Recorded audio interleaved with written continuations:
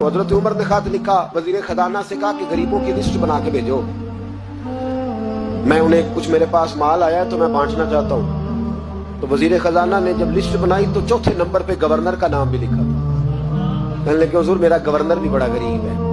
हजरत उमर ने वो नाम पढ़ा तो वजीर खजाना को तलब किया, फरमाया तुम्हारा गवर्नर भी गरीब है? कहा हुजूर चौथे दिन के बाद एक रोटी का टुकड़ा खाते कल देखा है, और हुजूर उनके वजूद पर जो कपड़े हैं अब जगह नहीं बची पेबंद लगने की। गवर्नर साहब का जनाब कोई शय नहीं गवर्नर के पास। हजरत उमर फारूक ने ना 1000 दिनार दिया और खत लिखा कि यार तूने मुझे बताया ही नहीं, किसी ने बताया कि कपड़ा लेने के पैसे नहीं तो मैं पैसे भेज रहा हूं, अपनी जरूरत पे इस्तेमाल कर। वो गुलाम पैसे लेके आया, दरवाजे पे दस्तक हुई तो हजरत सईद बिन आमर की ज़ौजा कहने लगी कौन है? कहा मुझे अमीरुल मोमिनीन उमर ने भेजा है, गवर्नर साहब से मिलना है। ज़ौजा कहने लगी अमीरुल मोमिनीन का पैगाम आया है। जनाब सईद बिन आमर दौड़े, दरवाजा खोला, बिस्मिल्लाह खैरियत थी? तो खत दिया। हजरत उमर ने खत लिखा है कि आपके पास तो कपड़ों के पैसे नहीं थे, बताया ही नहीं। फिर 1000 दिनार दिया तो हजरत सईद बिन आमर कहने लगे इन्ना लिल्लाहि व इन्ना इलैहि राजिऊन। ज़ौजा कहने लगी खैर तो है, अमीरुल मोमिनीन खैरियत से तो है, इन्ना लिल्लाह पढ़ रहे हो? फरमाने लगे उससे भी बड़ी मुसीबत आई है, मेरा राज मेरे रब के साथ था, मेरा राज खुल गया। कौन है जिसने मेरा राज खोला है कि मैं गरीब हूं? कौन है? और फरमाने लगे देखो जब से हुजूर का कलमा पड़ा मैंने दुनिया को करीब फटकने नहीं दिया, दौलत को दिल में जगह लेने नहीं दी। उमर ने क्या समझा है, 1000 दिनार मुझे भेज दिया। उमर शायद समझने लगे हैं कि मैं दुनिया की तरफ तवज्जो करूंगा।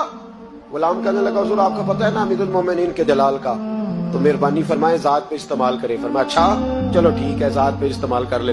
दरवाजे पे खड़े होके आवाज लगाई गरीब सारे आ जाओ, गरीब सारे, गरीब सारे आओ, गरीबों आओ। सब गरीब आ गए। 1000 दिनार वहीं बैठे बैठे बांट दिया। खादम कहने लगा हुजूर ये क्या है? फरमाया तुमने कहा तो था जात पे खर्च कर लो, ये मैंने जात पे खर्च किया है। जब सुबह कयामत में जाऊंगा तो ये पैसे मेरी जात के काम आ जाएंगे, ये मेरी जात के काम आएंगे, जात पर ही तो खर्च किया है। वो गुलाम कहता मैं वापस आया, हजरत उमर से आके कहा कि सईद तो बड़ा आला है। हजरत उमर कहने लगे सिर्फ सईद नहीं, जिसने भी मुस्तफा का कलमा पढ़ा है। कहा हुजूर नहीं मैंने तो उन्हें देखा है। कहने लगे चल 2-4 और भी देख ले। 400 दिनार दिए। कहने लगे जा अबू उबादा बिन जर्राह को तोहफा दिया। कहते मैं हजरत अबू उबादा बिन जर्राह के घर गया, मैंने कहा हुजूर ये अमीरुल मोमिनीन ने आपको जात के लिए भेजे। फरमाने लगे अल्लाह उमर पे रहम खाए, उससे मुझसे ज्यादा जरूरतमंद कोई नहीं मिला था, मुझे ही भेज दिए। चलो भेज दिए तो कोई बात नहीं, सख्त आदमी है, इनकार करूंगा तो नाराज ना हो जाए। कहते उसी वक्त अपनी कनीज को बुलाया।